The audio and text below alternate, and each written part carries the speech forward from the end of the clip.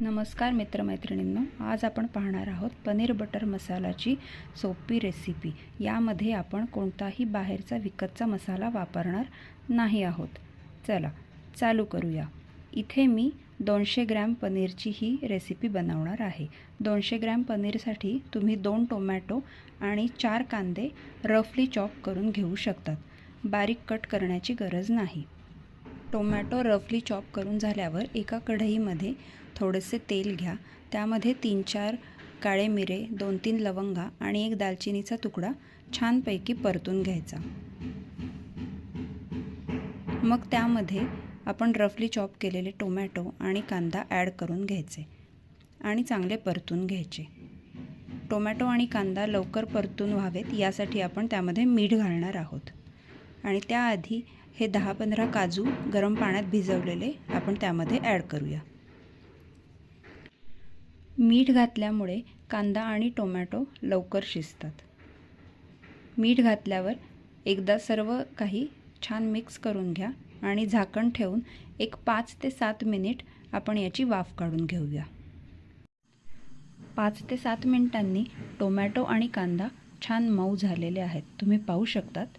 आपण इथे सर्व काही छान मिक्स करून घेतलं आहे आणि आता आपण आपले मसाले ॲड करू। सर्वप्रथम 1 चमचा हिंग, त्यानंतर 2 चमचे लाल तिखट टाकू शकतो आपण। तुम्ही तुमच्या चवीप्रमाणे कमी जास्त करू शकतात। आणि 1 चमचा हळद टाकून घेऊया आणि हे सर्व मसाले छानपैकी मिक्स करून घेऊया आपण। आणि त्यानंतर झाकण ठेवून परत 1-2 मिनिट आपण याची छान वाफ काढून घेऊया।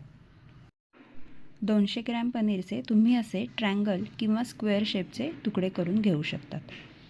आता आपण पाहू शकतो मसाले पण छान मिक्स झालेले आहेत आपल्या कांदा टोमॅटोमध्ये आणि टोमॅटोही छान शिजला आहे। आता हे सर्व आपण थोडंसं थंड करून घेऊया आणि मिक्सरमध्ये याची पेस्ट करून घेऊया। एका कढईमध्ये 1 चमचा बटर, 2 चमचे तेल ॲड करून त्यामध्ये आपण मिक्सरवर बारीक केलेला मसाला छान परतून घेऊया। मसाला छान परतला की आपण त्यामध्ये गरम पाणी ॲड करून घेऊया। कन्सिस्टन्सीप्रमाणे तुम्ही पाणी कमी जास्त करू शकतात आणि झाकण ठेवून एक वाफ काढून घेऊया।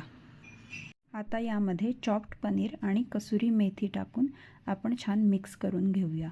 अशा प्रकारे बाहेरचा कोणताही मसाला न वापरता घरगुती मसाल्यांसोबत आपण छान अशी पनीर बटर मसाल्याची भाजी बनवू शकतो। लास्टला कोथिंबीर टाकून गार्निश करून घ्या। पनीर बटर मसाला आपण रोटी, नान किंवा अगदी राईससोबत सुद्धा छान मिक्स करून खाऊ शकतो। धन्यवाद।